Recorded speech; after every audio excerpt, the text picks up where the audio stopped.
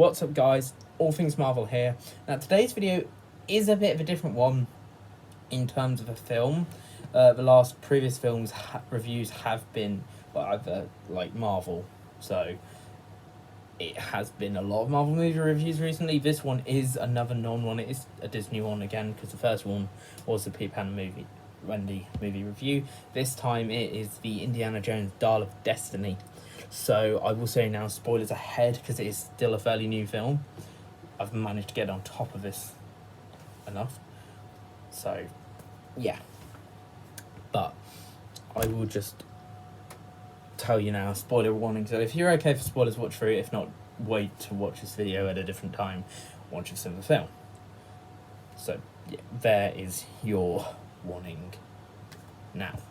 Okay, so first of all, I like how they brought the use of CGI to make Harrison Ford look younger for the past and the Nazi sort of thing, and I liked that sort of going back in time with Harrison Ford. Now they didn't use old clothes that they'd recycled. They made new clothes and used technology to make him look and it feel like he was younger then and like he was in the original movie, and it was really nice how they done that. And Mads Mikkelsen, I believe, is villain, and he was really good villain. I mean, he's played loads of villainous roles in the past. I mean, he is a good actor for villains, a really good actor for villains from what I've seen him in the latest Fantastic Beasts movie as Grindelwald, and I know he plays Castellius in Doctor Strange,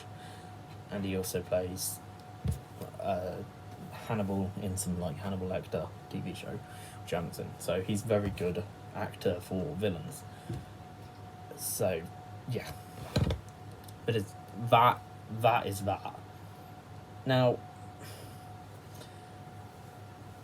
the thing I would say is it's definitely interesting how they've changed it, and they've done it, because Indiana Jones is very sort of in terms of it follows history, but then there's always that sort of supernatural side which can't be explained in it. But they still do it, and I don't know how it's worked.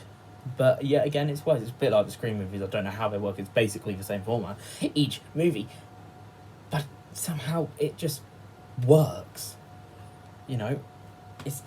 I don't know how, but it works. And this is that it works with him, but normally in his movies, and it did work for most of the film. It's just the ending I didn't really feel worked well, because it put Indy travelled back in time and met one of his a favourite person throughout history of his, and then he had to go forward in time, and then it was him kissing his old wife, and ew, that was a bit disgusting because they're 80 now.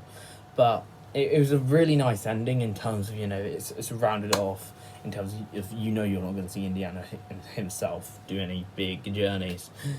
But then they also had his goddaughter, stepdaughter, goddaughter, I don't know. But she was a great actress for her as well. I believe she's been in Fleabag. I think the actress who played her, but she's great for the role as well. But I feel that Disney are going to make at least another movie or a series or both, whether it's Disney Plus original. I mean, obviously, if it's going to be a series, it will be a Disney Plus original. But whether they make another film for cinemas or just a Disney Plus, or maybe both, one for Disney Plus and then one on the cinema, I definitely see them exploring this and giving her at least a movie for that character, either a series or a film, or both, But I feel I don't want them to do it, but I still feel they're going to do it to keep it fresh. And I feel that really it's a perfect movie. You've seen Indiana Jones throughout his movie history, throughout the first one, then the second one, then the third one, and then the fourth one, and then we knew we were getting a fifth one, but that would be the final Indiana Jones movie. It was always stated that, not the final movie. It was, it's what we thought was the Indiana Jones movie. It's been told that it's the final Indiana Jones movie, but are they by that, do they mean that there's no more movies or whatever in the series, or is it just no more movies of his in the series, and they're going to give his goddaughter character that was introduced in this new movie? Is she going to get her own spin-off series? It's a bit like with James Bond, by the looks of things. It's set, at the end of the latest one, it's setting up for another James Bond movie, but we don't know who's taking up the mantle of the new James Bond, because Daniel Craig is not returning as James Bond. So maybe it will have his daughter take the role, and it'd be Jane Bond, a spin-off series, which companies have been doing a lot recently with Warner Brothers, with their new Harry Potter, a new version of that, a new series on HBO Max, or I don't know if it's anywhere else, but yeah. So are they gonna do that? Or like with Star Wars, they've done their films, but are they going to do what they do with Star Wars and do shows? Because you've got Mandalorian, Ahsoka, you've got the films have been done, but you've also got stuff like Mandalorian, Book of Boba Fett, Ahsoka's the latest one.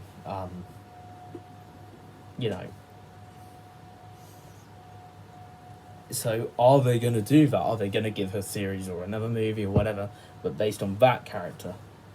I don't know, and that's why I didn't really like that they introduced this new character and her arc, because they didn't really end it off. I felt, look, if you're going to do it, if you're going to introduce a new character and build their arc up, but then end it at a point where you've okay, yeah, that part, the story of them has ended.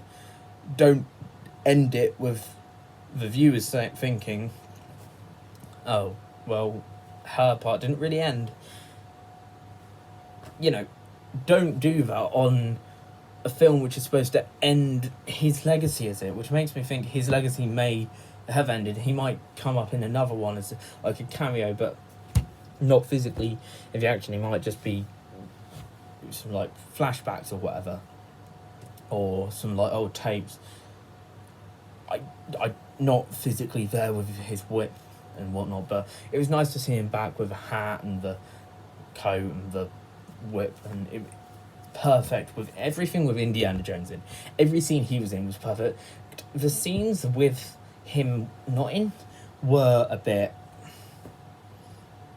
they could have been better, I feel, but the CGI, if they used CGI, I think they did, but it didn't look like it. It looked better than what we have been getting recently in movies like Thor: Love and Thunder, like The Flash.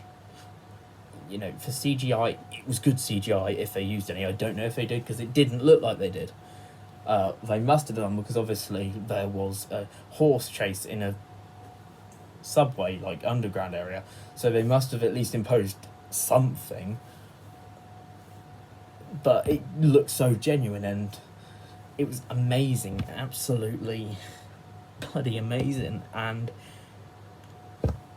it just felt it could have been better in the scenes that he wasn't in. Not just by putting him in, but spending more time on those scenes, because let's face it, it was going to be great any scenes with him anyway, because it's not a new actor, it's the same character, same actor. And, Harrison Ford is definitely the perfect role for that, and he's retired from that role now, for as far as we know, but he's taken up other roles like in the MCU, so big factor. So that's probably going to be his next sort of set of films, and then I don't think he'll appear in anything else. He'll probably retire, because he is getting quite old now, but yeah, you never know with him. You never know. But I definitely feel they could have done better in those times, and they shouldn't have ended up how they did on Indy's fine, but what about his goddaughter? Is she going to go off and do her own adventure? I feel they shouldn't have done it that way. So, yeah. So this is why the overall score of Indiana Jones and the Dial of Destiny, for me, is an 8 out of 10. It was a really enjoyable film, but it could have been better in places, but only when Indy wasn't there, and the ending could have been better. Now, I will say, I got to see it early, because I was able to watch it on the Disney Cruise when I was on the Disney Cruise line on the Disney Wish. So I was able to see it there, because that was a Disney Cruise showing a Disney film in a cinema. So you know, thank you Disney for putting that on the cruise. First of all, this video is not sponsored by them. I just want to say a big thank you for enabling this new film to be put there, because it hadn't been out long when I went on, and it's still a fairly new film now. But overall score is 8 out of 10. Thank you guys for watching, and goodbye. Bye.